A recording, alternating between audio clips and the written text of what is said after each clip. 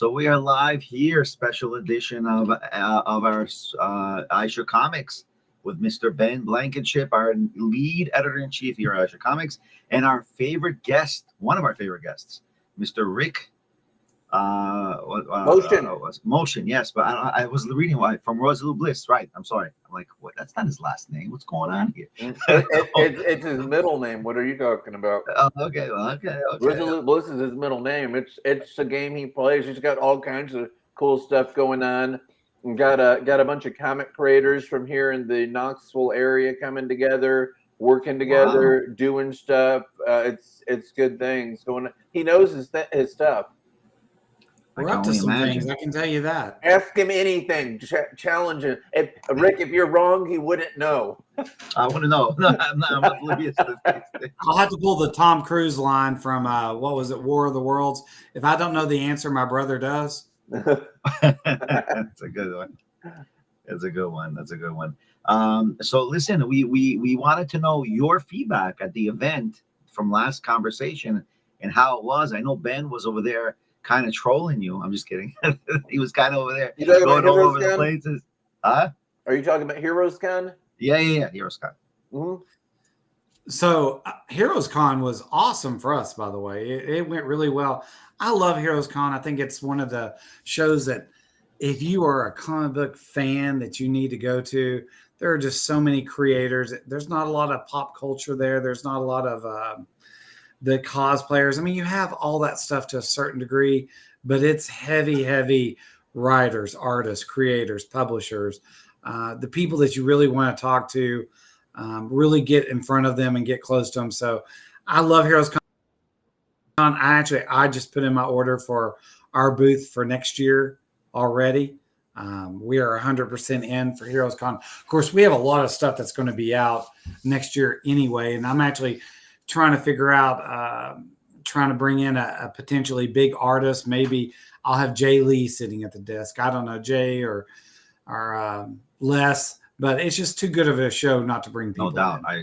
For sure. If that's that big, of course. I mean, that's just suicide if you don't just, monetize that all the way. Today, I mean, I would also bring production in if you go for it. I mean, that's what we do. When we do shows, we hire actors, we hire staff, we do production, we do the whole 9 yards. This is comic, especially now. We did this before YouTube was big, by the way. We did this in 2013. Benny, yeah, go ahead.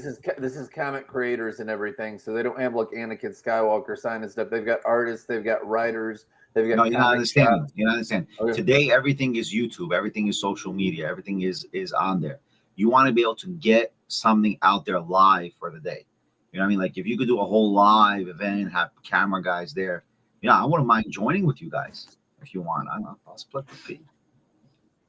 We actually had a guy that walked around that was helping us with our booth, Mac, and what he did that was awesome. And we actually specifically asked him to do this. I get exactly where you're going, Benny. You're 100% spot on.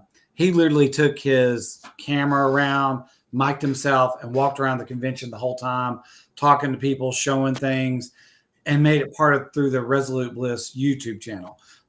We also did, I don't know if you've ever looked at our website, but if you were to go to resolutebliss.com and look under the paradox thing, it says the shenanigans that we're doing up to and stuff like that. If you're in any kind of outfit, crazy thing, doing something wild, we get you on video or a picture and we snap it really fast. And we try to tag you, and we're actually pretty aggressive with that. So I like it. And actually, we're about to do something I've never done before. BL does not know this yet, but I have a gas story that's coming out. It's about the lady in blue. And this is a true story. In 1958, there was two women that left a bar. They were driving home. They were never seen from again. They were leaving a little bar in North Georgia. I forgot exactly where it was. But about a week later, the one of the women floated up in Lake Lanier, and she was there. And they couldn't find the other woman, Della May, and I can't remember her last name. It took 38 years before they found her, and that she came up. Now, the reason I tell you that is I decided to write a story about this. So I'm a paranormal scuba diver. I went down there. We did some finding some research, looking at some stuff, trying to see what was going on.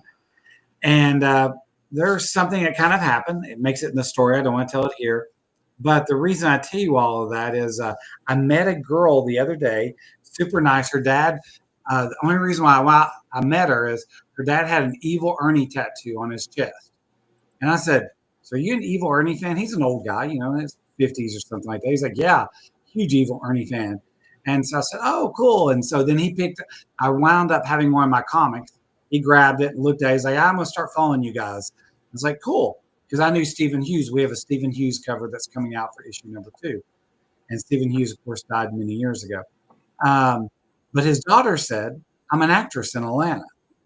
And I asked what she'd been in. It's mostly independent stuff. So we are actually getting the whole production team to actually do a filming, leading me back full circle to where your point was, Benny. A whole production team to do some filming on Lake Lanier with this actress. And we're going to try to do a 3, 4, 5 minute video. It'll be nice to be hooked to an actress's account, things like that. Get some more big production people, not just some guys with camcorders and stuff like that. And it's going to help promote our gas number 2 or 3. I'm not sure which one it's running now, but be happier about that. For sure. I mean, I like we did an event with the Watch King, my friend Moshe Chaimov, and he has a guy literally there at every moment to record anything that happens. Like he just comes out and starts recording. And I think that's today's social media. I mean, yeah, we're doing this podcasting, but I told Ben many times I would love to have a comic book store, something decent in the city eventually, to have more of an experience as opposed to just buying comics, like an experience where people can just walk in, but more of a store that actually does trading and buying of old comics, something like that. More or less, how the pawn shop kings do it and have it more successful. And then you push your own product and your friends' products, right? And that's very important. And Ben will be ideal. I don't know if he'll move to New York to do this, but that's another question if he'll move out once we get to that level. He said he was moving to New York soon. I didn't know what that was about. I thought so too, but we're waiting for. I love warm climates. I know you do. Maybe we can do it in where he's at. We have two places, 2 stations. Yeah, Knoxville. Maybe we'll do it there. But I think what's happening is, and by the way, this thing with Barnes and Nobles is really impressive. Like what this new COO has done, basically rebuilding Barnes and Nobles as a place of an experience as opposed to just a bookstore. Before it was just a bookstore. You just came in, shopping, you left. It wasn't a place to experience things. They did have it with Starbucks in the Barnes and Nobles, which created more of an experience for college students. But honestly, I don't think they really understood the play because most people don't read anymore. And then it was also at the time where the ebooks was very big.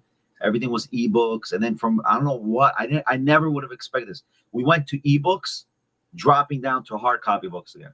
Honestly, the numbers have been, it just declined. I mean, it's still on high because of the enormity of books being published, but the numbers in what people are, because we see how many hard copies are being sold. So you see that all of a sudden there was a decline in hard copy, and then all of a sudden there's a resurgence in hard copy. So you have that experience where people want that hard copy book. And plus, I personally believe reading on a computer, for your mind, you forget quicker than if you read on a hard copy paper.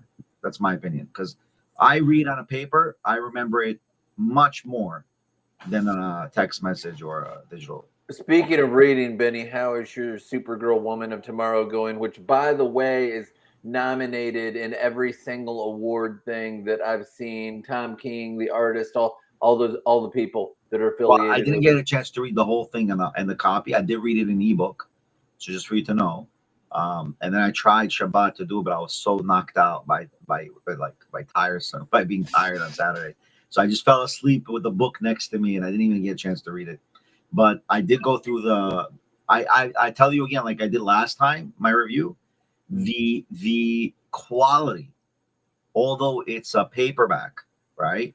Rick, this is what he does. He doesn't talk about the story. He's like the printing. No, the story. The printing and the ink or something. No, because listen, you gotta understand. If you're printing, forget about the design or the type of style you're drawing.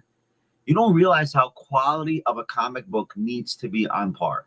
The book itself, the quality, like even Super Black being printed with Amazon Print on Demand.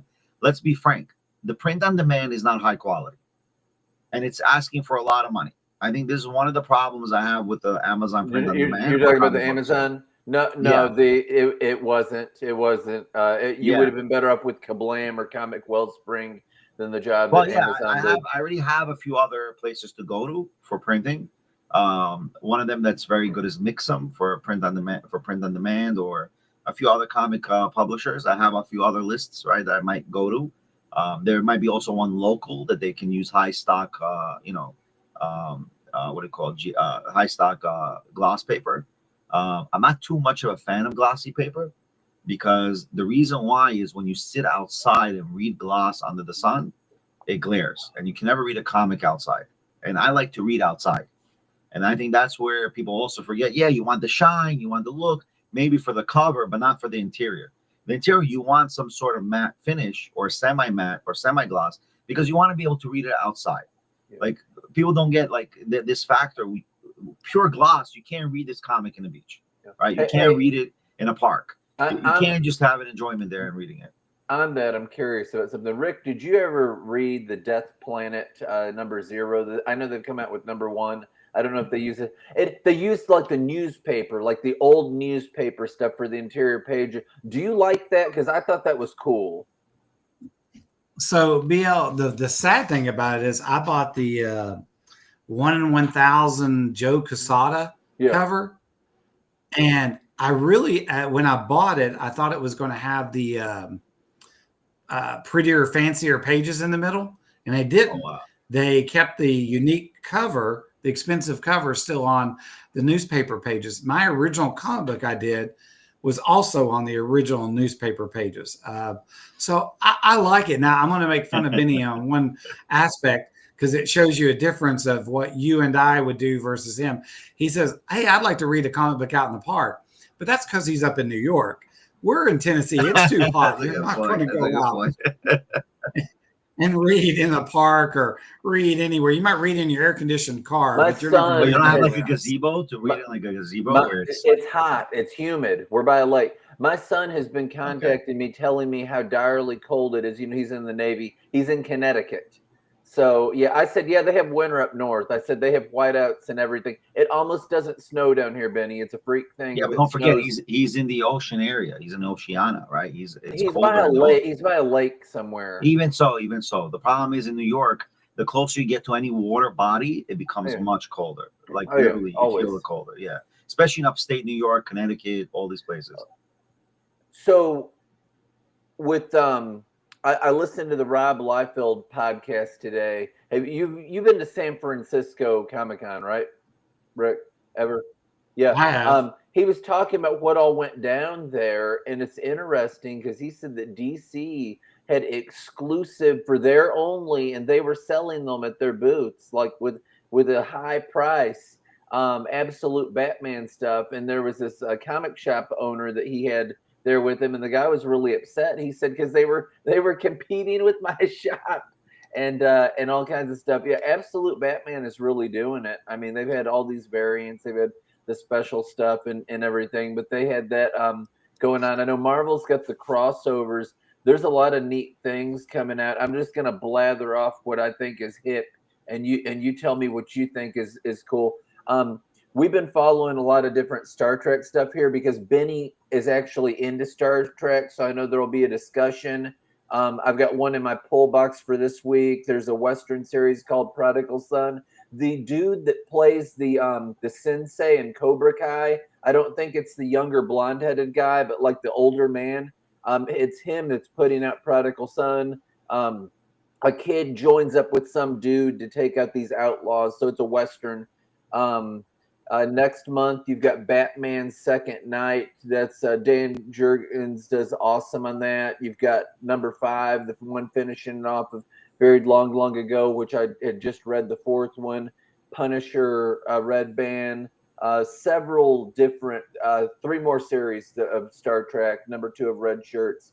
Then you got The Last Starship, Trek Voyager.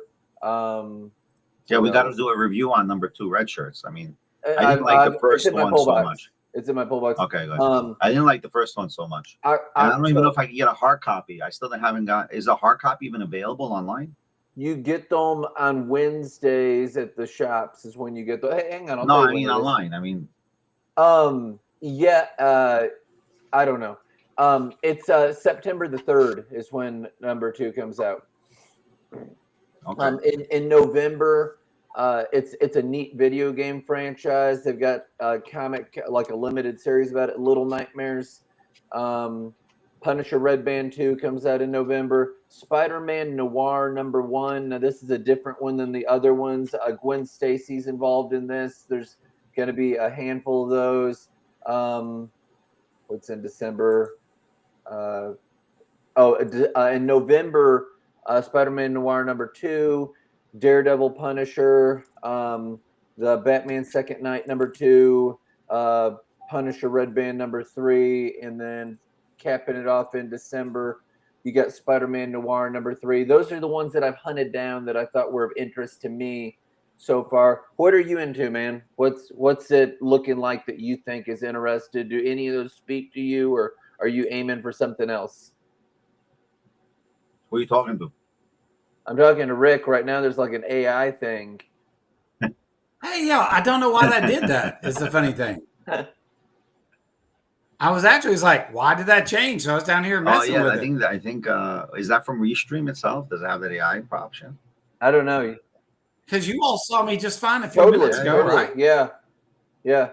Now you have hair, and it's pink. I don't want to be the AI guy. I want to Yeah. be me. How to change that? I mean, what'd you do? I didn't do anything. It's a funny thing. So Let me see if we can. I don't know if it's from us or from you. Oh, there's an edit avatar thing. I wonder if that's. Oh yeah. If there is, yes. I just went to that and sorry guys. So if I go to edit avatar, I have choices of profile picture, but it wouldn't be that. And I have video, but the video, it goes to him. So There we go. oh, there we go. But you look cool anyway. It's the new world of. I'm kind of interested in how he did that now. I don't even know myself. I didn't know that I did it is the funny thing. So I will tell you, we did a live stream one time and the little secret button on the right of my computer so that the camera can't take over and film you when you don't want to be filmed. It had gotten knocked off and that very close avatar was like that. And then we got reported because there was apparently an Olympian that has that kind of look. And they took down our videos for like about 3 or 4 days till we could prove that it wasn't us that did it. It was the live stream or whoever was doing it. So right. Yeah, that's well. What comics are you into? Are you following any of those, like the Punisher Red Band or anything, or is there something else that you're looking for? See, I used to be a huge Punisher fan, and I kind of fell off the Punisher bandwagon a little bit. I'm excited about some of the Punisher stuff with the Daredevil coming back. I have followed Star Trek stuff in the past, and it's funny when you're talking about the series. The last series I really liked was the don't make fun of me. Was the Star Trek Planet of the Apes crossovers because I loved how they did those. I thought they did them really, really well. The stuff I'm more into right now, I've actually gone deeper into the independents. Trying to be very focused because I keep getting busted with like the Spider-Man versus Predator stuff, which I knew really you were like, into that. That you were following. Is it really bloody and violent? It's shocking to me what Marvel did, and I'll tell you why it's shocking. Not shocking bad, but when they did Red Band Daredevil, I'm a huge Daredevil fan. I opened it up. What was that? About 4 months ago, and I went, "Why is this Red Band?" I was so confused, and then I read issue number 2. And I was even more confused why it was considered Red Band. So when I read the Red Band Predator Spider-Man, I had in my head the Daredevil. And it's like, well, I know this is a waste of time, money, and effort. And I actually love it. And I try not to be a mainstream guy on a regular basis, but I really I've loved that stuff. I thought it was great. It's really bloody. Maybe that's why I like it. I don't know, but not bad. We have about 2,000 people watching us now. 2,000. one other thing I wanted to say, Benny, you talked about, or no, BL, you're talking about Liefeld at the San Francisco Con. Kind of curious about your opinion on this. DC is obviously selling some exclusive comics. They're basically competing with the shops at this point. Now, traditionally, that's considered bad. But on the flip side of this, I think it's good because you've got to keep getting interest in comics. You got to keep bringing a whole new generation up. DC and Marvel have got to survive, whether you like them or you don't like them. If they disappear, I'm not sure that we can fill the void. I really don't. I think they have too many characters. Well, the Absolute line has been keeping a great many stores' lights on. That is the top sell. What is it? DC's had like 6 of the top 10 or 8 of the top 10 or something crazy like that. And they've not had that in years. I mean, so they've been doing good stuff. Yeah, there's other good selling comics out there, but not that good. Titan is probably up there, after Marvel and DC, somewhere with Conan and stuff like that. Some gun hunting here and there, but that's hit and miss because it's not consistently out.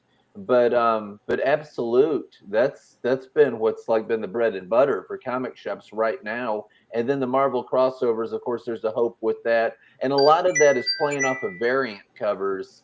You know how that whole thing works. I mean, they're going to have like 50 variant covers and hope that they get sales there, which I've not been a big fan of the variant thing. I just picked the one that I think is prettiest.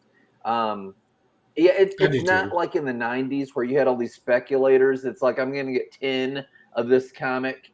And I know that people push towards that, but comics that get really crazy valuable are comics that people don't think are going to be valuable. You know that, like the Golden Age, I read it and throw it away, and then somebody would save it, and that would make it more valuable because it's rare. Well, so I want to talk about the comic I'm reading that I think is awesome right now. This is a shameless plug. Benny, I'll put this in your envelope too. How about that? Yeah, this is a surprise for you. Oh, yeah, that publisher is amazing, by the way. Cover. Thank you. A Modge cover to Lost Boys. We just got them in the other day. Now, unfortunately, we had some some shipping errors that they messed up about half of our books. So we actually have a less run of this now than we expected. Wow. But Bride's super excited to have it. Look at that. There's my Resolute Bliss logo on the back. Love to have that. But we just got these in. We'll be doing some exclusive signings. I'm just really proud of this. I think it looks awesome. It's beautiful work, beautiful issue. Les did an incredible job with it. Once again, it's my shameless plug. Here's a sad thing. I'd never read this until yesterday. I never took time to read it.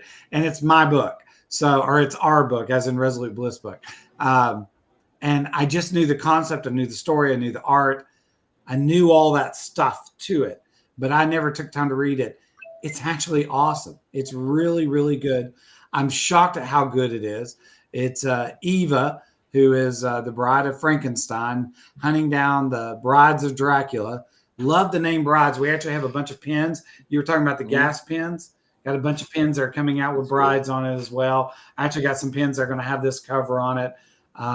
This book, I'm going to tell you, especially because we had the damage, we've sold out already. First time we sold out. That's cool. So we got a couple of copies floating around. We got a couple of variant copies that I did not even tell anybody that we were making. So we actually made a totally different variant copy that we're going to either offer to people. Actually, I like it better. It's my favorite cover is the funny thing.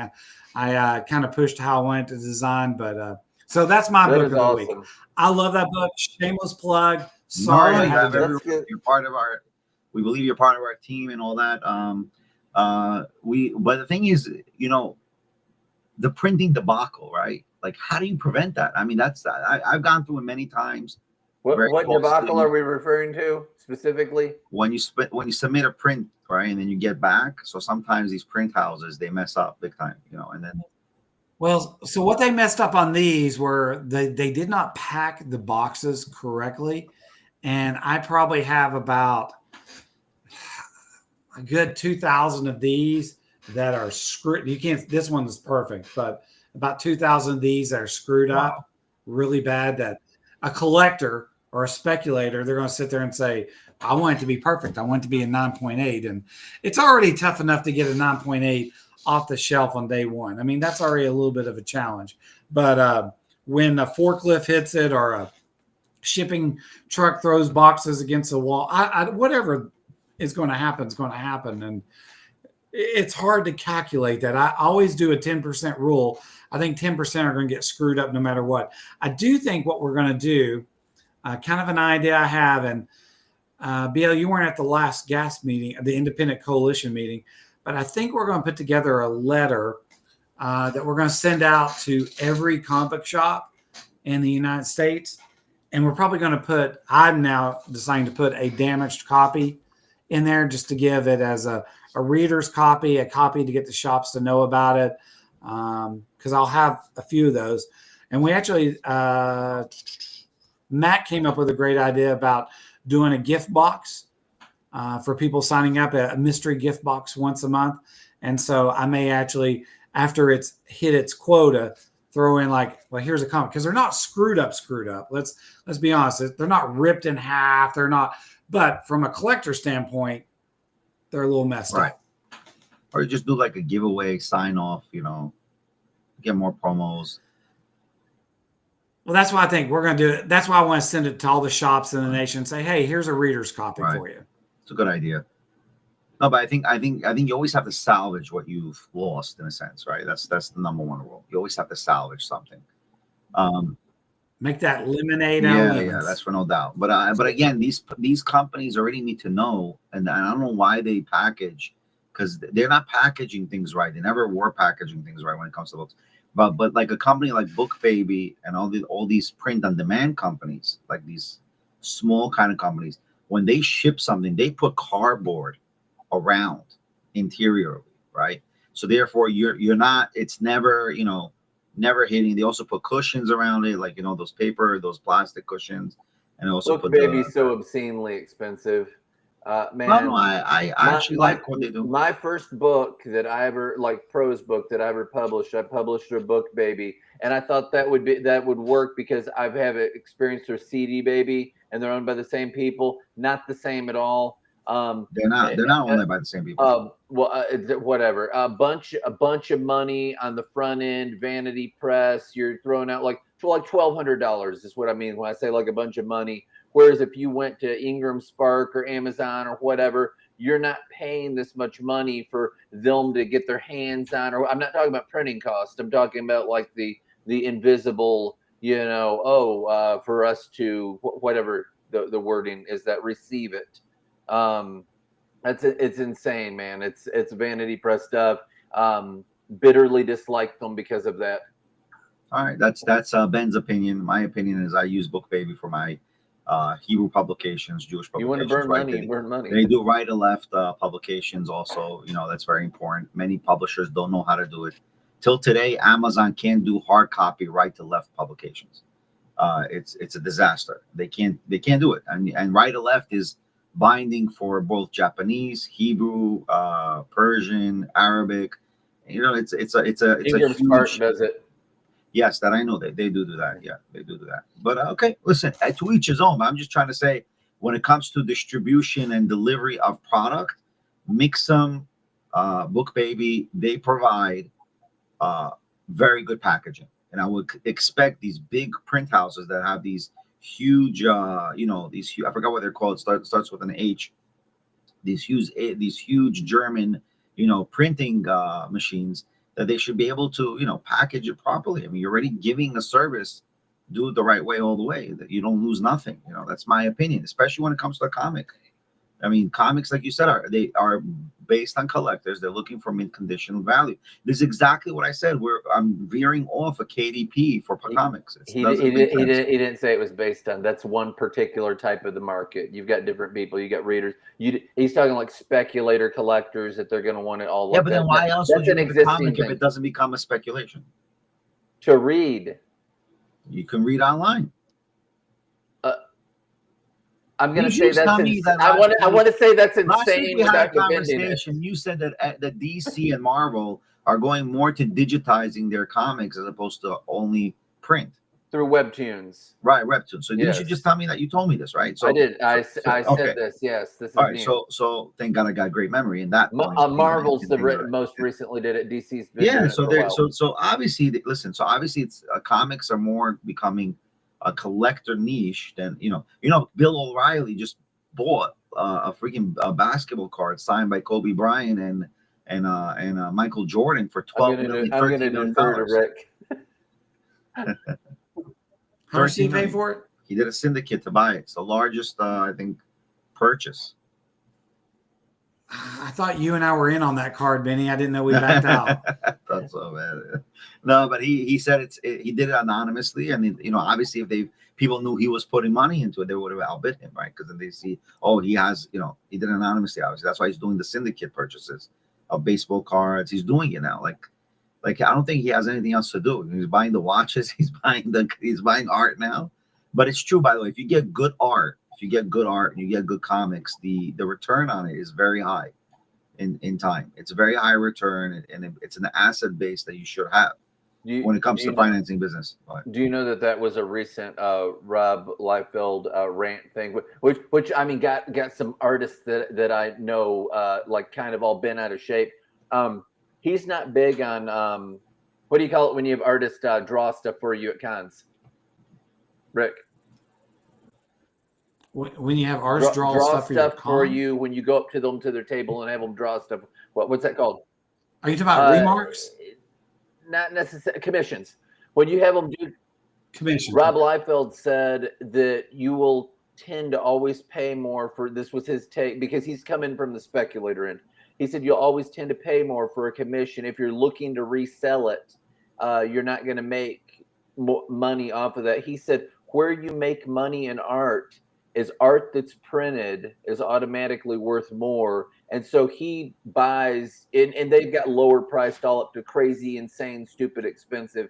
He buys page art of stuff that's been printed in Marvel, DC, whatever, and gets the original art of that. And he was pushing that, and he's did that since like way back in the day. And I mean, he could burn money out in his front yard now, I mean, so he could get big expensive stuff, but he's like, spend $50 on doing it and all that. But again, that's if you're looking to turn it around for a profit, because you've got that. And then you got people that just want to read, or whatever. I just say this because you're talking about speculation. Without a doubt, original art that has been published there's one of it. That's why it says original. And even if it's a lesser title, there's usually a fan out there for it no matter what. It's going to go up. That's why if you follow any of the Heritage Auction House auctions, the original art goes nuts on it. And if you ask most artists in the business, it's like, hey, if you've got a bunch of original art, what do you do with it that's been sitting around? Every one of them has always said to me, I dump it off at Heritage Auction. It goes for insane kind of prices every night. And I sit there and think that they've flooded the market, and there's a point where people are like, I got enough original art. But I guarantee if we went on there tonight and we're looking at original art auctions, it'd be going through the roof. Wow. Yeah, I think auctions are very also dangerous because you might be overpaying for something that's overvalued as well because of the wants. Oh, Benny, I've overpaid at Heritage Auction already too many times. I agree with you. I don't. Sometimes these auction houses, if they're online, I think they're a little bit dangerous because I had experiences where the auction houses are also coming in to buy off auction houses potentially in order to resell later. Like that can also be happening, and they up the prices. And then guys like us, we're buying it at premium because it's a whole game, a whole shtick going on there. and you get excited and you get caught up in the thing and the event. And then all of a sudden you sit there and say, well, I really wanted that. I guess I can pay $50 Right. more. And then it becomes $1,000 more. Now, Rick, let me ask you a question about pricing and all that, because you've got guys like Sticky Goose. I don't know if you know who that is. He's a YouTuber and all that, but he collects. And he was talking about the Heroes Con, particularly like a lot of the comic shops that were there and prices that they would have on stuff. And he'd be like, collectors know and all that. Where do collectors get the information from that they know what the value of such and such comic is that you think is reputable? Because there's a bunch of apps and a bunch of different stuff and they can conflict. I don't listen to any of that. And I think the smartest collectors simply go on eBay. You're standing there in front of, and I will stand there in front of a shop. I'll pull up. Actually, I did this at Heroes Con. It's a funny thing. I picked up Daredevil 7 at Heroes Con, and the guy had, I forgot what the amount was on it. And I pulled it up on eBay. It was graded. And there's the trick. Here's where CGC changes the world, because it really does. Before, if you're standing there and you're looking at an issue, you have no idea. You can argue. I could say it's a 9.0. You could argue it's a 9.8. And you can say you've been in the business for 30 years and you know everything. I could say I've been a collector for 30 years. And I know everything. But we can't agree on that number. Okay. I'm either going to have to go with what you're saying or you're going to have to go with what I'm saying. CGC changed the world when they say, nope, it's an 8.5. And so now when they say it's an 8.5, and then you see a dealer put, I'm making up numbers at this point, $2,500 on an 8.5, then you go on eBay and you're like, but I can buy it on eBay. It's an 8.5. So they're apples to apples. We're not talking about your opinion versus my opinion anymore. And it's like, so they're selling it now for $1,700. Do you want to sell it or not? And that's actually how I got that Daredevil 7. The guy said, let me see. And when they have bids on it, because anybody can put a comic book on eBay. They can put $1 million on it. Does not mean it's worth $1 million. But when you actually have people bidding or a closed auction, those are reputable numbers, because that's what somebody was truly willing to pay market price for, at least at that moment.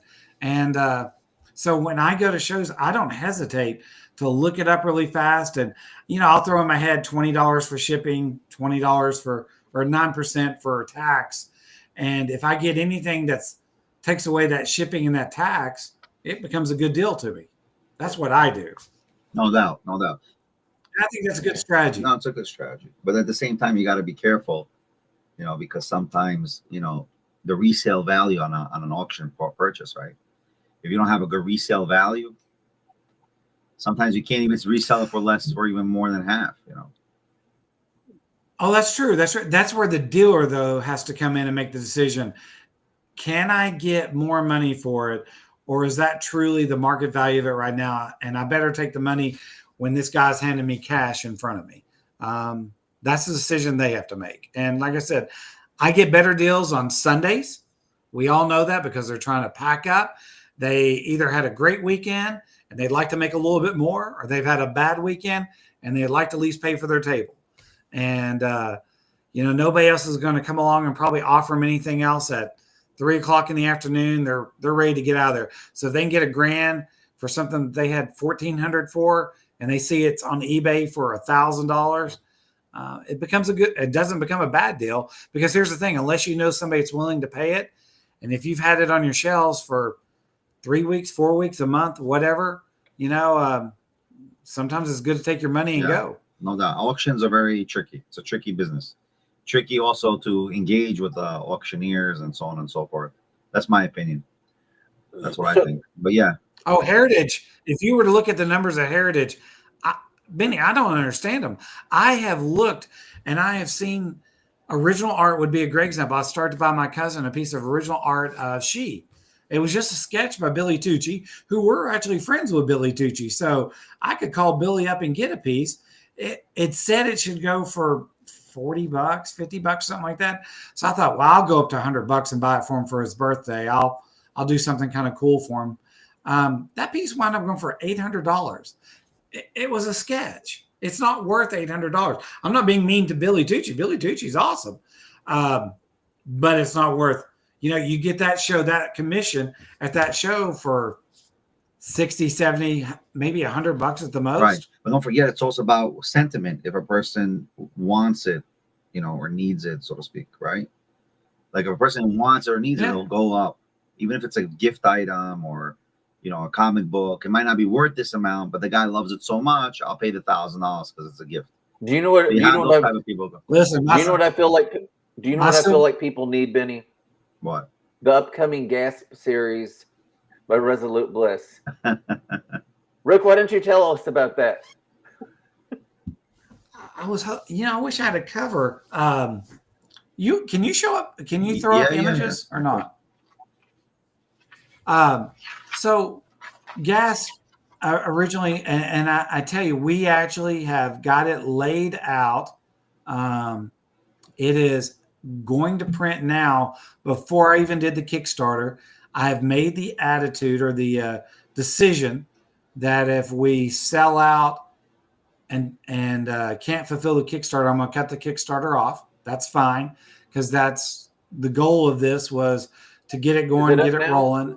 So is the Kickstarter up now? No, I have not put the Kickstarter. I was supposed to put it up last weekend, and I've been overly busy and slammed. I've actually been working on a 132-page story that I'm super excited about. I'm about 92 pages into it.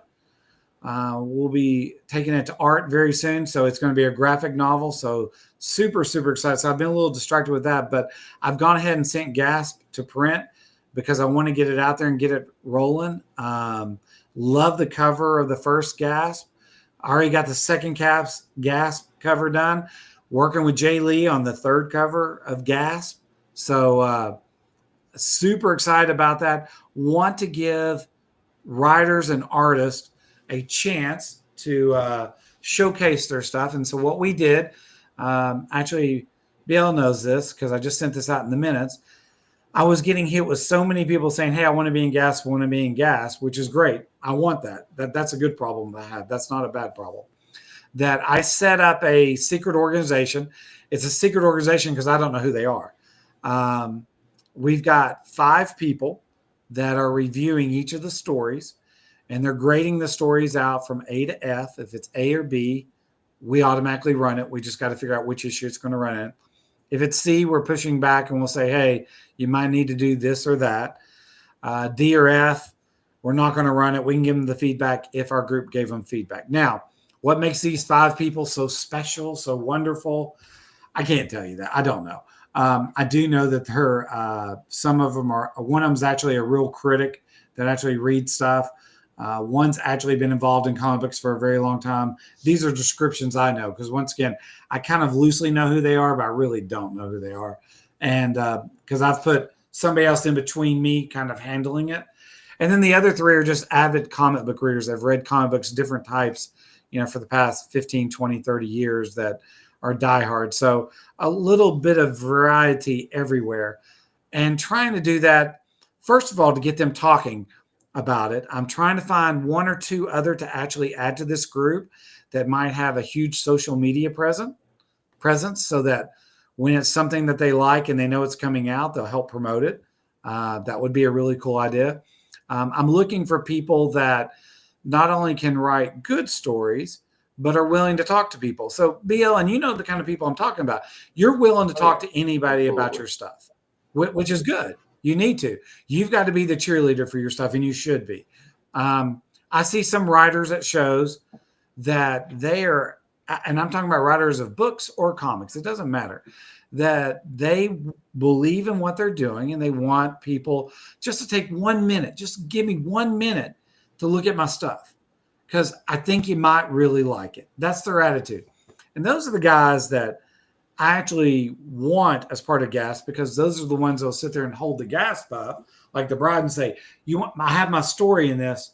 You really want to read it. I promise you, you're going to like it.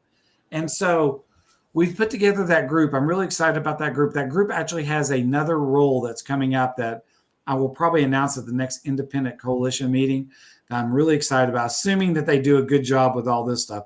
I've inundated them with scripts, though, at this point. but I just want people out there talking about us. And if you can start building a little momentum here and there, a little chatter here and there, it gets people talking more and more. And the more they talk, the more you can actually get visibility, growth, and at least that's my logic about Good. it. So how many pages are you anticipating on the gasp issues being each interior? Well, I had told you personally that I wanted them around 32. Issue 1's 40. Issue 2's 40. It's a better deal for the consumer. Costs me more money to print. I've gotten into situations that I'm trying to, like in Gasp So there's number one. There's five different authors in each one, probably because they're like 8 pages. You said like I think you said like 4 or 6 to 8 or whatever. So assumingly, it's probably about 5 authors in each. Yeah, well, Ben came along to me. He says, "Do you have any room in Gasp 1 at all?" And I said, "Well, I've got 3 pages I was going to run ads on." He's like, "Why don't you look at this? See if you want to run this instead." And I thought it was cool enough and dug it. How much is an ad? And so I ran it. I haven't, because we didn't run ads, so I didn't even set ad prices. All right, if there's an ad, we'll put an ad. Why not? Yeah, we'll All put right. Super Black out on it. Awesome. Super Black. Get our comic out there. A Our super comic what? Super Black. BLAQ. Yeah, Okay. we'll put that out there. Why not? That would be keep us awesome. posted on the cost. It all depends, obviously, on the cost. I mean, So here's the thing. So Gasp number 1 is totally done. It's at Right. the printer. It's full. It's all pages, no ads. I wanted to do ads in it, but then I got one of the Gasp guys in it, which was good. Gasp number 2 is actually not full. I'm working on it right now. Do you know that? Do you know that I Gasp have number a 2. colorist working on A Touch of Hellfire number 2 right now? It's drawn. It's the 8 pages of it. I just got it the other day and I sent it up to the colors. The same people that I worked with last time. It's the guys you like, right? Yeah, the same Okay. artist and colorist from last time, Dave and Garish. So yeah, not bad. So, it's So tell us how much it'll cost also to promote another page for Ben's Hellfire. I can do that. Keep me posted. I'm willing to shell out some cash on that. Get our stuff out there. Well, here's the thing. I'm going to have Gasp number 1 in my hands in about 4 weeks. I'd love for you guys to have me back on the show in about 4 weeks. Doubt. Yes. And we can talk about that. And I'd like to actually talk about Gasp number 1 because, once again, I've not solicited Gasp number 1 anywhere on purpose. I was trying to do something a little bit different. Gasp number 2 and 3, I am going to make a big deal about. And we actually, I don't know if I told you this. I know BL knows this. We printed 2,500 pins, Gasp pins. They look really, really nice. I mean, they're die-cast hard metal. It's nothing cheap, by the way. They look super good. Don Simpson did the logo, and it is that Don Simpson, by the way. Then we did Gasp hats. We did, I think, 300, maybe 200. And I am going to actually put those pins, when I told you about those books with brides, we're going to probably send a pin out all over to all the comic book shops. We're going to try to pass a bunch out at shows. I'm actually purposely trying to take some extra Gasp books and give those away as promotional. So it was a big push so that when I go in front of the independent coalition group, it's like, hey guys, I'm working to get this out here and I'm working to get people that are hungry to continue to promote this. This is something you truly want to be involved in because this is not just a Rick thing. This is a thing that a bunch of people, we come together as a community, as a town, and we can raise the idiots. No doubt. I'm the idiot. You're not an idiot, but yeah, that's actually a great idea, by the way. Go ahead. This guy's awesome. I've read his stuff. It looks great. Rick, I saw just today when I was going through League of Comic Geeks, because I'll like fish through to see what comics are coming up new. Somebody's got something going on in the Land of Oz, and I thought, yeah, but it's not as good as yours. He did some really cool things with Oz. You have a scarecrow and a Tin Man and a lion, and they're not the good guys in this version, and that's all I'll give. But it's really well written, and I liked it a lot. I like the Tin Man story especially. So we are going to be delayed with Oz probably for about 3 weeks, and the reason is I just rewrote the first 6 pages, and they were all done. The whole thing was colored, lettered. You know how hard and how long that all takes. I kept going back and forth, back and forth. I didn't like something in the first 6 pages. And here's a communication thing. So I was talking to Les about this. We were going back and forth about this, and he kept saying, no, it's exactly right. Then I explained something in the story that I thought he knew. And his first words were, oh, crap. Those first pages are wrong. I said, well, why did you draw them that way? He's like, because I thought this was going to happen, not that. And so there was a tonality that was way off. So we actually, I rewrote the first 6 pages. Now the first 3 issues are totally done, but the first six pages were rewritten today or a couple of days ago. And page 2, I think, got finished today. So we got about 4 more pages. I just wanted to get them done before I throw that up for solicitation. Super happy about Oz. I think Paradox, my book Paradox. Benny, when you read Paradox, it goes off on a lot of different religious themes, and you better know a little Hebrew in there. By the way, you're not going to get. He knows a little bit. I think it's enough. I know a bit. But you got to send me the links for all these things. I'm actually being. I know you. I'm being very serious. He won't get it we'll test him. I'm going to test him afterwards and be like, how much do you really know? Why not? We'll do the next session. But, send me the link so I can buy it and I'll read it. But Paradox is supposed to be deep. It's wordy. And I've always told people that it's like Paradox was never supposed to be that fun, easy comic book to read. It's a deep story, and you either want to spend the time reading it or you don't. And that's okay. I mean, it was for a very small subset of people. The only reason why I say that is where I talk about Gasp is really for the crowd that likes a little bit of horror, fun, or a thrill kind of thing. Oz is a fun story, and I'm having a blast putting it together. It was the first book I ever read as a kid. Les loves it. He's wanted me to add some elements that were very personal to him growing up. We've tried to add some of those, but thanks for the shout out, BL. I really appreciate it because it is coming together, and I really do like it. So you're amazing. You're doing crazy stuff. I want to also resell your products. We got to talk about that. We have our company. We have our website, iShookcomics.com, and I'm putting a lot of money in regards to AdSense and Google and SEO marketing, which I think a lot of comic stores are now doing. A lot of independent. No. First of all, nobody knows what SEO marketing means. Right. First of all, right. So let me stop you there. But I would always be interested in any of that. That's very important because just to give you an example, right now we're live on iShook Comics YouTube channel only, not my main channel iShook Co. And there's a reason why, because we want to build. So the way YouTube works, and many comic individuals don't know this, it's about your audience. So when you do a YouTube channel and you create a new channel, you're creating the algorithm to read your audience. So if your audience is only comics, you can't talk about other things, right? But there's many caveats. And then what we did is I got an SEO because I did a lot of research and no, SEO is nonsense. It's a waste of time. And then I did a lot of research. I'm like, you know what? Let me spend the extra bucks on the SEO.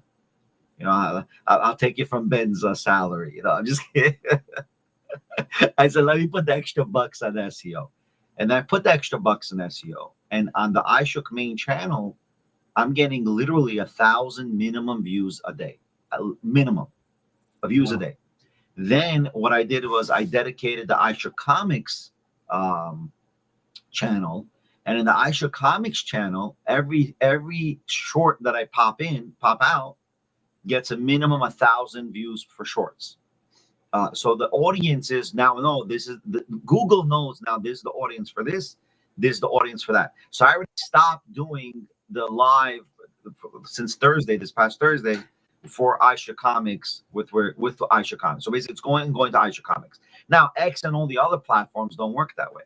It doesn't matter. X, you can, it also has an audience, but you can really talk about anything because it's meant to publish everything and anything. Right. So a lot of people don't know that stuff. So the SEO itself that I did for the YouTube channel, it's amazing. Every video we have a score of 100 on SEO. And the goal is also to do, and what most people don't know this, is what's going to happen. This is where there's going to be a huge disconnect, and I think a lot of comic peoples are going to lose in this game. And I'm trying to create maybe a coalition, like you're saying, like let's create a group.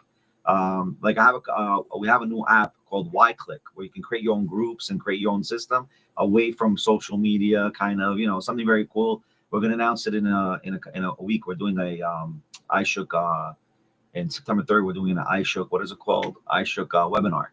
So showing people how if you invest in iShook, you get 10x for your money, because we're going to go public in the next 2-3 years. Our goal is to go, public in the NASDAQ in Texas, maybe in Canada. But the idea is that when a person, to do more of a collaborative social media, we'll spend the money, you continue your work, and we'll get your comics SEO marketed through our platform, right? And SEO searchable. So it doesn't make a difference, because even if we get searchable on iShookComics.com, you're going to also pop up automatically. So what ends up happening is now the next step is people are not getting is there's called LLM, which basically means, are you going to be SEO through AI? So when you ask Grok and when you ask ChatGPT, is your comic or your information going to pop up? That's the next level. Yes. That's the next level of search engine. So it's not going to be anymore Google search. It's going to be literally AI search. And Google is just going to become a base. You still have to do the Google for Gemini to be kind of connect with it, right? But in reality is the next level is AI. AI is going to be the next search engine. People are going to go away from Google. Gary Vee is saying this. He's 100% right. Many people in the social media industries are saying this. They're all 100% right. I'm telling you. I know this is going to be a fact. Well, here's the thing. When you do searches now, like on my phone, it automatically comes up. It says, it starts out nowadays. It didn't do this 6 months ago, but on my phone, it says, well, your AI search says, well, I didn't even pull up AI. It was automatically went into it. Gemini is automatic. That's the first thing that pops up is the AI response, then the Google SEO response. But you still need that Google SEO. They're still going to require it for you to get to the AI, because the indexing is required, and most people don't do the indexing. And they don't have the staff to sit there every month, $1,000 a month or $2,000 a month for people to SEO every single product that's out there. It's near impossible. Right. Yeah, that's what we're trying to do here in the comic world. I mean, because I see it difficult for Super Black to sell, right? And it's a good storyline. We're going to work after the high holidays. We're going to work on issue 2 and just print it as one volume. I'm not going to spend money on separate volumes, separate issues. And just make it like a 90-page one volume, right? And then take it from there, and then just do book at a time as opposed to comic at a time, as opposed to issue at a time. I'm going to do book at a time. That's actually the one I told you that I'm almost done with 132 pages. I'm like around. It's going to be a book at a time. It's not going to be a comic. It's going to be a graphic novel. Yeah, I think that's the best. But you know why? People like me personally. I don't want to spend $25, $30 for an 18-pager. Be honest with you. Especially me who knows about printing. I'm like, you could have just printed the same cost. You don't pay that much. For 18 pages. I just bought the what's called red shirts right now for $25, $27. What's in that? Amazon. I just paid right now red shirts $27. Because I didn't do a review on red shirts. IDW paid $27 on Amazon. Yeah. Is number 2. Number one. I didn't get the copy for number 1. I only did the review on the story. I want to see the printing. Remember when I do my reviews, right? I do the score based on printing and then also storyline.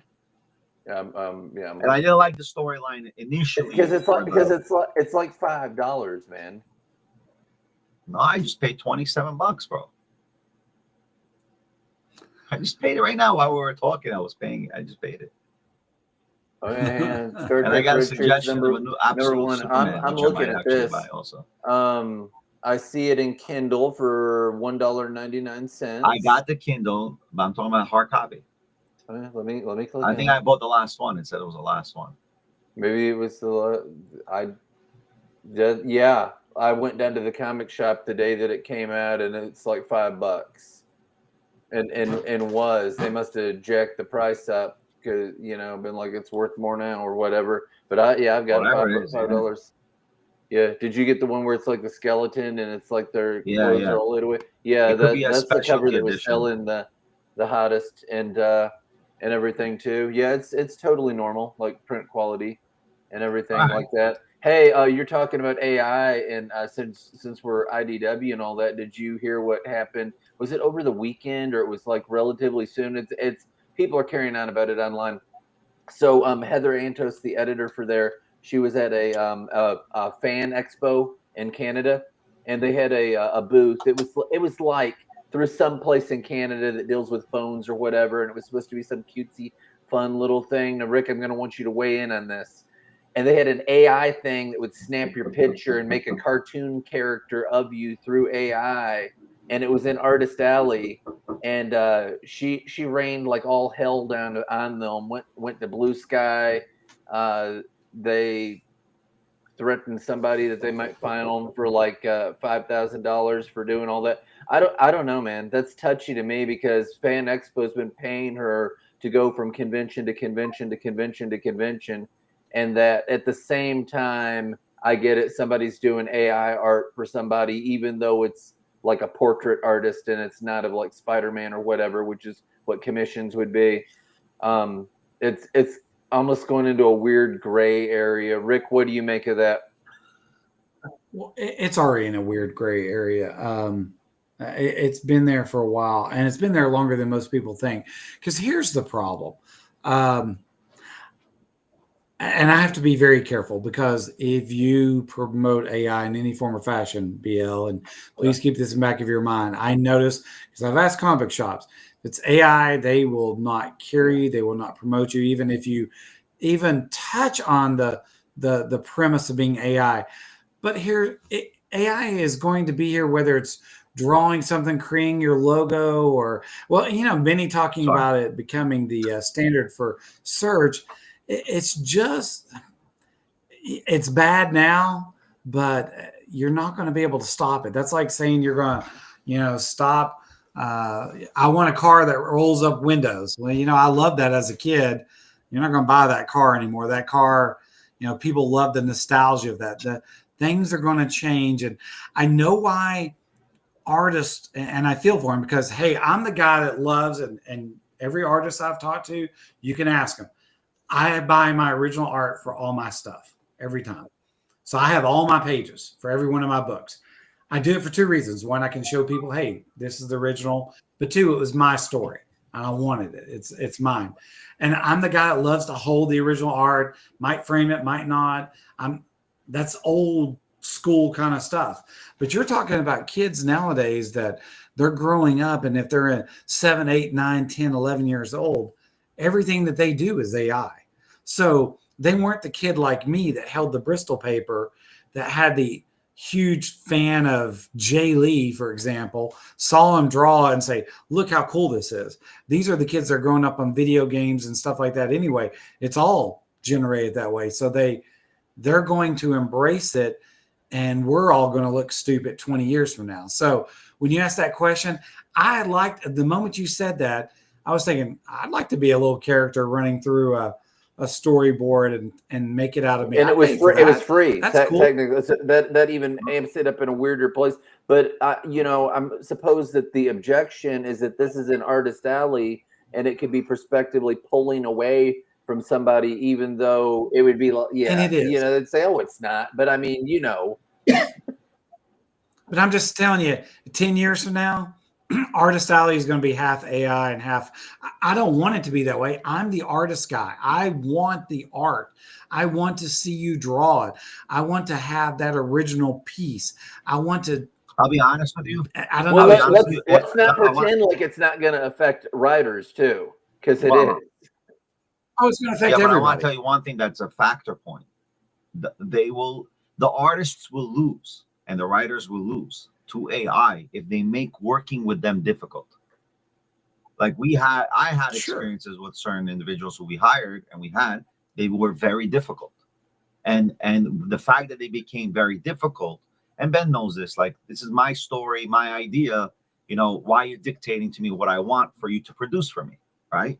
You can give me suggestions. I'm open for suggestions, but when you get upset and that this is what I want, then it's a problem. So what I say to people is that if the artists make it more and more difficult to work with them, what will happen is people will go and say, why do I need you when AI can do much better than you, right? So I'm going to give you a backup point on this. So a guy, I will not mention his name, artist that I really wanted to hire to do a story. Very good, a very talented individual. Um, he, I had him do some test pages. He did great. Called him up and said, "Hey, I want to hire you. I want you to do this 10-page story, 12-page story."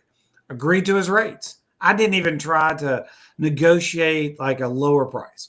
Whatever he wanted, I figured it was a 12, 13, 14-page shot. Whatever you wanted, I'll go with. Very happy. Once again, the guy's done a couple of covers for Marvel, a couple of drawings for Marvel too. So he's a legitimate guy. It's not some guy that's just living out there somewhere else. And he doesn't do a lot, but he's done some. So I call him. I'm like, cool. We agree, numbers, everything. Once again, I never try to negotiate anything down. Month goes by. I call him up and say, hey, we got to get these pages done. And he's like, yeah, I'm working on it. Another couple of weeks go by. Hey, can I get at least one page to look at it? Then he and our Facebook friends, I see on his Facebook page, he said, I'm having to run Grubhub tonight. I am so mad. They are screwing me over on tips. So I call him the next day. He's like, dude, why are you Grubhubbing it? When I said, do you want to be an artist or not? He's like, yeah, art's what I want to do. Okay. We agreed to a price. I agreed to your price. I didn't agree to my price, but I agreed to your price. And I'm paying you more than I wanted to because I really dig your style. He's like, yeah, I know. I just got to get focused and get to it. So, Benny, to your point, that's a very difficult person to work with. And I'm wanting him. I didn't want to even say, hey, give me a deal. Give me these 12 pages for the price of 6. I was going to up a higher price. But then I go out and see that he's saying, I got a Grubhub tonight. Well, you didn't have to Grubhub if you drew my pages because trust me, I know how much you make as a Grubhub in tips. My page rate is worth 3 days of Grubhubbing. You know, what decision? You can't say that you want to be an artist. That makes things difficult. Now, thank God I've got a couple of artists in our stable that they work their butts off and they're quick and there's a great turnaround and they do what you want. But I think that's more the exception now. And the rule is I'll draw when I want to, and they become a problem. Then, by the way, this person, and once again, I don't want to out him because a lot of people know who he is. He's one of the first people that jump up and down against AI. He has made so many posts against it. And I'm like, you know, you're the guy that says you want money, but you don't want to draw. You want to be an artist, but you want to go do Grubhub. You hate AI, but you put people probably in situations that they would have to use it. I don't know. This gets really a messy situation. No, it is a messy situation because you can't listen. There's a work ethic, right? And if there's no work ethic by these individuals, like where am I going to go to? I'm going to kill my dreams because you guys don't want to work properly. So I'm going to obviously use AI, right? Now I'm not going to use AI. Obviously, I'm just saying eventually we'll get there, right? What I think AI will be good to use is, let's say you take a comic right now. AI has gone to a level that if you take a comic and take the specific boxes in the comic, you can actually put the pages to life and the boxes and throughout the comic to life and make it more a little bit anime, but more of a book story anime. And then you can have a voiceover going through the book as opposed to a pure anime. It's more of a book anime, like those flip pages on YouTube that you have. And then you can make money on YouTube if you're monetized on YouTube through those kind of videos, which I think we're going to probably do for Super Black in some issues, not all issues, but some.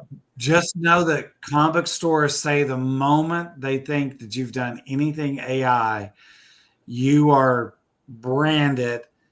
And I don't know necessarily what that means yet. Blacklisted. But I do know that What I mean, even creating a story, a video story. We're not doing AI on the actual comic. Well, it goes back to what BL was just saying. I mean, here's somebody that's giving away they're not making any money off of it. They're not trying to steal your business. I mean, well, it'll cost you close to $10,000 to do such a video, right? With voiceover. Right. Okay, voiceover I'll do real voiceover because YouTube requires you to do real voiceover. Where's the turnaround? I mean, how much you can actually make money on it? Think about it. There's got to be a business sense to it as well. Go ahead, man. I want to interject, just Sure. speaking non-specifically, but in the meetings that Benny and I were in with the artists and all, I would tell him, I'd be like, you need to tell him how long you think it will take you to do this, and overestimate, because he wants to, because anybody that's paying for anything, you want to have some kind of idea. If I'm going to order a steak, there's an appropriate amount of time for me to get that steak. And, otherwise it's like, did you have to kill the cow and catch the fish? I mean, what, why isn't my food here on the table? So that was going on.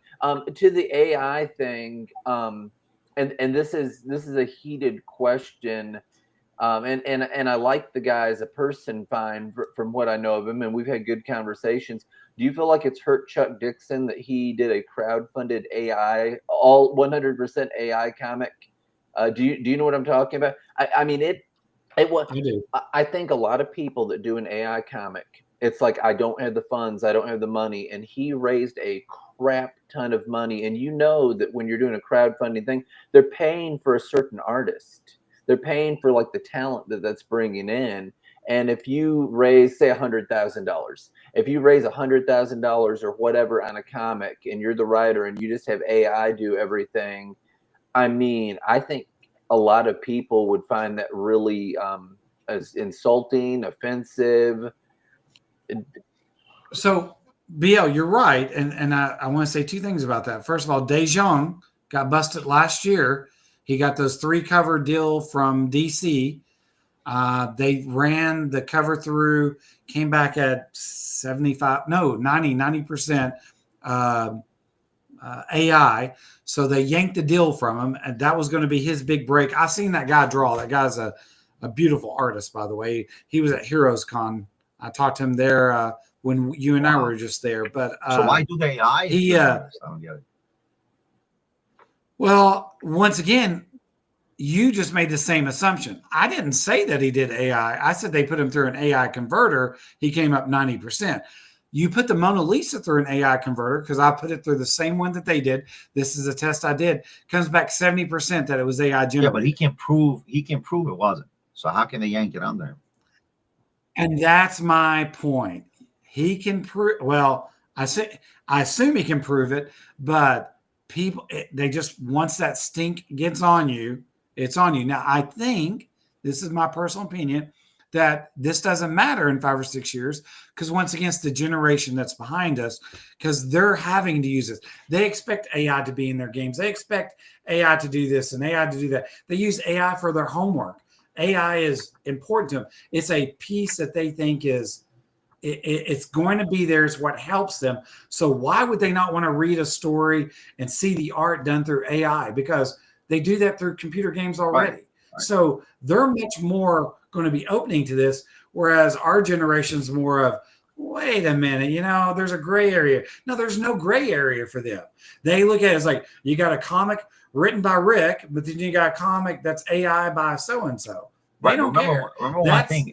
That may seem like two different things. Making AI image is not so easy. It's not so easy. There's a lot of prompts. It's easier. It'll get easier.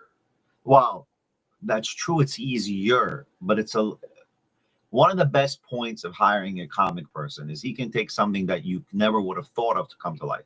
In AI, I've used it many times. It doesn't come out exactly the way you want in detail and so on and so forth. Maybe in the future it might be more and more and more, so as time goes and progresses. But in reality, I don't see AI as being bad as an aid to the artist, right? If AI can start doing coloring and inking, let the AI do the coloring and inking, and just let the artist start drawing only. And then that's somebody's livelihood is the problem. I get it, but I can't wait. But me personally, as a producer, I'm not going to wait 6 months for one comic issue to come out of 40 pages or 50 pages, right? I'm not going to wait. Yeah, I mean, how are you going to make money? Well, I'm going to put out 2 issues a year. By the time 13, 14 years come out, I'm going to get these series out there, right? One Piece, look at One Piece. One Piece has produced so many issues already, and One Punch Man, they produced so many. That's why, by the way, that's why manga is successful, because their output is massive. Their output per issue, per comic is massive per year. They're coming out literally at one a month minimum per year, per book, per issue. Like it's crazy. And I think we're not. That's why I think what's happening is like he said, "Well, you're doing Grubhub. If you're an artist and you're getting good pay good, do the Grubhub when you have no artist work. But when you have an artist work, start doing the work, right? Honestly." As somebody that's not just a writer but a professional graphic artist and have been for years within the screen print industry, AI has made its way into the screen print industry. I'm not going to elaborate on that. I'm just going to say that it has. There's some legitimate reason for that. Rick, you've had to deal with the public. Benny, you've had to deal with the public. There's some people that they're like, I don't know, come up with something. That's the worst thing that you can say to an artist, which means I'm not going to be happy with what you send me, and then I'm going to put this extensive amount of hours into this. Whereas AI, you can throw it at them. What's normal before AI is like I would show an Alabama shirt, or I'm not even talking about me because I don't interact directly with the customers where I work. I used to on other jobs. I used to do somewhat salesperson stuff, but salespeople can pitch stuff at them, and if I have to recreate something to whatever degree, I have to recreate stuff, but it gets you around that, make a basketball design that says blah, blah, blah, blah, blah for blah, blah, blah, blah, blah. And it spits out several. And it's like, do you like this? Do you like this? Do you like this? Well, Instead of saying, Ben, work at this for 6 or 8 hours, and then they're not going to like it or whatever. Yeah. Don't waste the 6 hours. Use the AI. That's my opinion with that specific feature.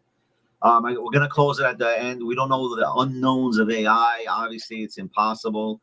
For Mr. Motion here at Resolute Bliss, don't forget to buy his comics at his this is not AI, that's by the pure, way. pure art. Resolute Bliss. Les is an amazing artist. QR, definitely. His QR code is here. Do not forget to follow him in all his channels. We're going to put up all the channels throughout all our shows as well, just to do a few more updates. We live and learn, guys. We live and learn. And then we have over here BL's Amazon here. And we have BL's X right here. Don't forget to QR that. It's been a pleasure to have this. I think this conversation was very well needed to be in the public arena. We are pro artists. Just work with us normally. That's it. Just be more empathetic to how hard it is for us to make the money to pay you. I think that's what they need to realize. It takes a lot of blood and sweat to make this money in order to make these projects happen. And we want our projects to come out. So just work with us. We don't want to use AI, but we also have to figure out, not talking for Mr. Rick Moshe, I'm talking about for myself. For me as a producer, like I want product to be produced quick and fast because the world is speeding. The world is fast, and we're in a very slow pace when it comes to artwork. But anyway, that's my opinion. Ben has his opinion. I love working with other artists. I'm working with some exceptional people. Definitely. But we work for artists. Listen, we have artists in our bag as well. We're there to support them. We want to support them. Just work with us. Make us produce more and better. That's all we're asking. Either way, my Hellfire comic has no AI whatsoever. The illustrator's amazing. He's in Italy. It's awesome. I've got good colors. Right. So I appreciate everybody for coming. We have about 15,000 live viewers on X. Very slow on YouTube. Hopefully we'll break the YouTube algorithm for live. Either way, guys, thank you so much for coming on board. Mr. Motion, till 4 weeks from now. Yeah, 4 weeks. 4 weeks. We're going to get you about again. And please send me the links for purchases and whatever I got to get to start reading. And so we have a review done for your books the next time around, if you don't mind. Well, you'll have some books in your hands before the next show. Definitely. That'll be awesome. I would love to see. I would love to read the stuff.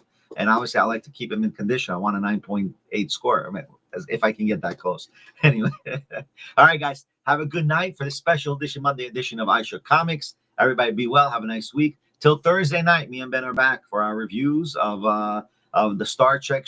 What's the show again? Star Trek? Oh, man, yes, Strange New Worlds. New Worlds. They've been having some interesting episodes, and I've been watching it on my lunch break. That way, I've seen it by the time that we get here. But yeah, definitely, we'll do a few more reviews of a few movies coming out. Next, this coming Wednesday, Thursday.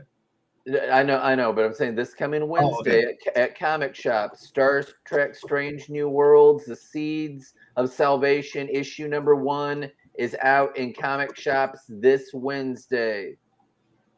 I miss Motion. What happened? And Okay. no, I thought you want to show something. Oh no, I was actually putting it back in the bag. Okay. I was trying to protect it. I thought there was another comic coming out. It's like I got to make sure because you just said I got to make sure I get a 9.8, and it made me think I better not keep that out. I better put it in the bag. Hey Rick, real quick, have you read the Vertigo Phantom Stranger comic? I have. Just I'm a Phantom Stranger I fan just anyway. got that. I read it. Now, I personally felt like it almost is like a Neil Gaiman-esque kind of vibe to it. It gets in like some weird territory from the other ones, but it was an okay story. I thought it was okay, and like I said, I'm weirdly a Phantom Stranger fan. I can't even I love explain it. why. Yeah, But I've got a bunch behind me. I mean, it's a lot. Awesome. I don't have all of the 60s, but Yeah. Ben, I gotta go. Okay, all right. To another event. All right. Anyway, that's an awesome ending. I love it, guys. Much respect to all of you. Ben, you're like a brother to me now. Rick, hopefully we'll be more brothers. More brotherly love here. And definitely maybe I go to HeroCon this coming year. Just keep me posted when it's around. It's during the week as well, right? It's not just weekends, right? third week on June, it's Thursday, Friday, Okay, so I Saturday. can come in for Thursday and come back Friday. Okay, awesome. Guys, much respect. Thank you again, Mr. Motion, for coming. I know it took us time to get you on because of me, not because of anyone else, but I appreciate you and I appreciate you, Ben. Thank you for this. See you guys in 4 Yeah, weeks. definitely. We'll schedule out. Awesome. Thank you, guys. Bye-bye.